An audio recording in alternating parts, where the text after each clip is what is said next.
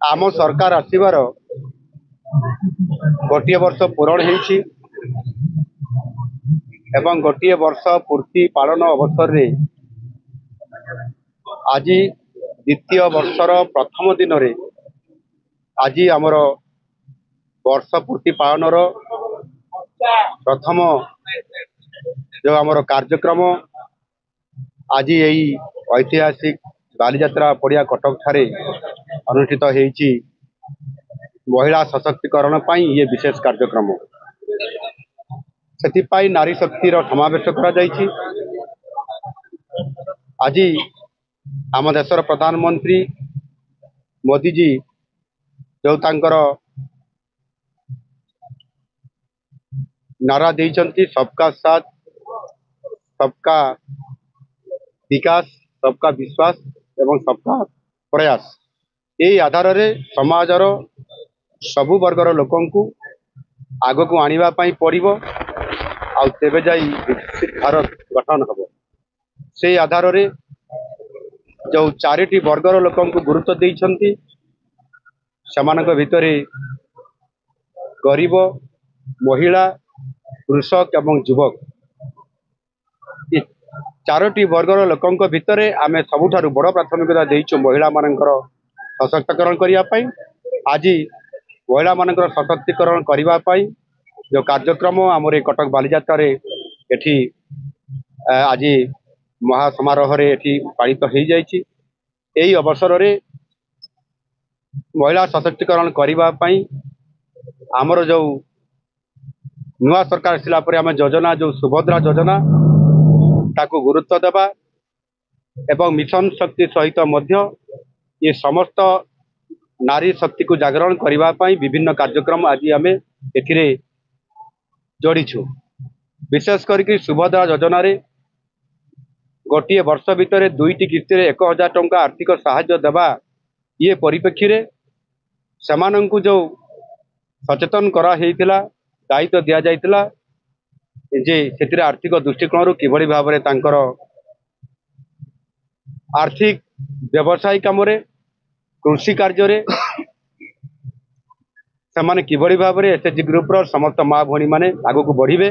आउ सेतिपाई मोदीजी जो गोटे आह्वान थिला लाखपति दीदी बनवा आउ से आधार रे जेते सुभद्रा योजना तांको लाखपति दीदी बनइबारे गोटे बड़ आर्थिक सहायता तांको सपक्ष रे गला। आज सारा ओडिशा रे जो लाखपति दीदी मानकर संख्या 3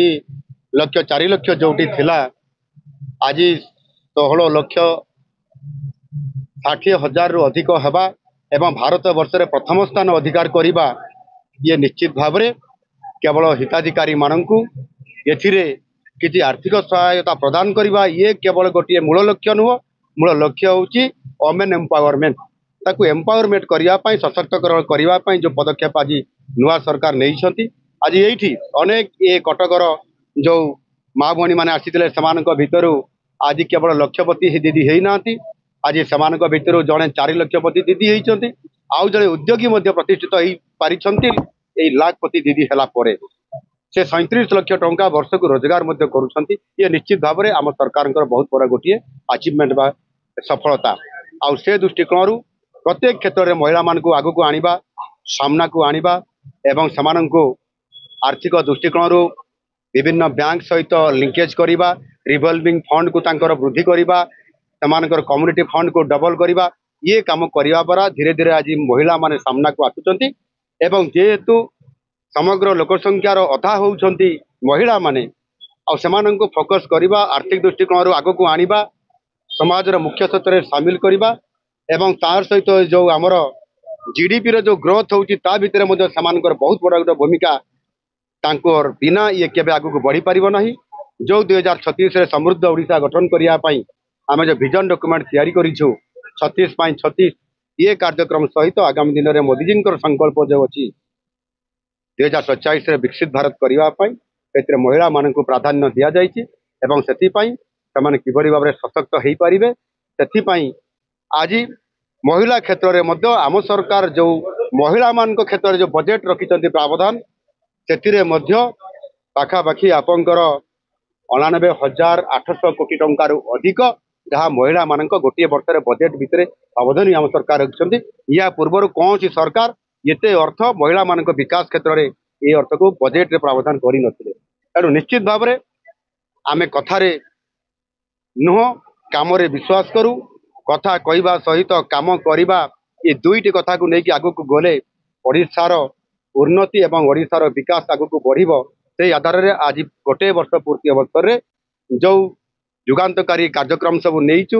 21ଟି ଦିଆଯାଇଥିବା ପ୍ରତିଶ୍ରୁତି କାର୍ଯ୍ୟକ୍ରମ ଭିତରୁ 11ରୁ ଅଧିକ ଆଜି ପୂର୍ଣ୍ଣ କରିଛୁ ଏବଂ ତାହା କାର୍ଯ୍ୟକ୍ରମ ହେଉଛି ଯୁବକମାନଙ୍କୁ ମଧ୍ୟ ନିଯୁକ୍ତି କ୍ଷେତ୍ରରେ, ସେମାନଙ୍କୁ ରୋଜଗାର କରିବା କ୍ଷେତ୍ରରେ ଆପଣଙ୍କ ସରକାରୀରେ ମଧ୍ୟ 28,000 ନିଯୁକ୍ତି ଦେଲା ପରେ ସରକାରୀ ଖାଲି ଥିବା ପଦରେ ଏବଂ ପ୍ରାଇଭେଟ ସେକ୍ଟରରେ ମଧ୍ୟ ଶିଳ୍ପାୟନ ହେଉଥିବା କାରଣରୁ ଉତ୍କର୍ଷ ଓଡ଼ିଶା ଯେଭଳି ଭାବରେ ଆଜି ଏକ ସଫଳ ଆଜି ହେବା ପାଇଁ, ଓଡ଼ିଶାରେ ଶିଳ୍ପାୟନ ହେବା ପାଇଁ ଯେଉଁ ବଡ଼ ଷ୍ଟେପ୍ ଆମ ସରକାର ନେଇଛନ୍ତି, ସେଥିରେ ମଧ୍ୟ ଆମେ କେବଳ MOU ସାଇନ୍ରେ ସୀମିତ ରହିନାହୁଁ, ସମ୍ପୂର୍ଣ୍ଣ ଭାବରେ ତାକୁ କାର୍ଯ୍ୟକ୍ରମ କରିବା ପାଇଁ, ଗ୍ରାଉଣ୍ଡ ବ୍ରେକିଂ କରିବା ପାଇଁ ମଧ୍ୟ ବିଭିନ୍ନ ଜାଗାରେ ଆମେ ଖୋର୍ଦ୍ଧାରେ, କଳିଙ୍ଗନଗରରେ, ଢେଙ୍କାନାଳରେ ଏବଂ ସର୍ବୋପରି ଗଞ୍ଜାମ ଜିଲ୍ଲାର ଛତ୍ରପୁରରେ 4ଟି ଗ୍ରାଉଣ୍ଡ ବ୍ରେକିଂ କରିବା ଦ୍ୱାରା 1,78,000 କୋଟିରୁ ଅଧିକ ଟଙ୍କାର ଆମେ ଗ୍ରାଉଣ୍ଡ ବ୍ରେକିଂ କରିବା ସହିତ 1,10,000 ଲୋକଙ୍କୁ ଚାକିରି ଦେବାର ଯେଉଁ କ୍ଷେତ୍ର ଆଜି ପରିବେଶ ତିଆରି ହେଇଛି, ଆଗାମୀ ଦିନରେ ଓଡ଼ିଶା ନିଶ୍ଚିତ ଭାବରେ ସମୃଦ୍ଧ ଓଡ଼ିଶା ହେବ ଏବଂ ଓଡ଼ିଶା ଆଗକୁ ବଢ଼ିବ। ଆଉ ସେଥିପାଇଁ ଏ ଗୋଟିଏ ବର୍ଷ ପୂର୍ତ୍ତି ଅବସରରେ ଆମର ପ୍ରତିଶ୍ରୁତି ପାଳନ କରିବା ସହିତ ଚଳିତ ଆର୍ଥିକ ବର୍ଷରେ ନୂଆ ଦ୍ୱିତୀୟ ବର୍ଷରେ ପଦାର୍ପଣ କରିଲା ପରେ ଯେଉଁ ଆଗାମୀ ଦିନର ଚ୍ୟାଲେଞ୍ଜ ଗୁଡ଼ିକ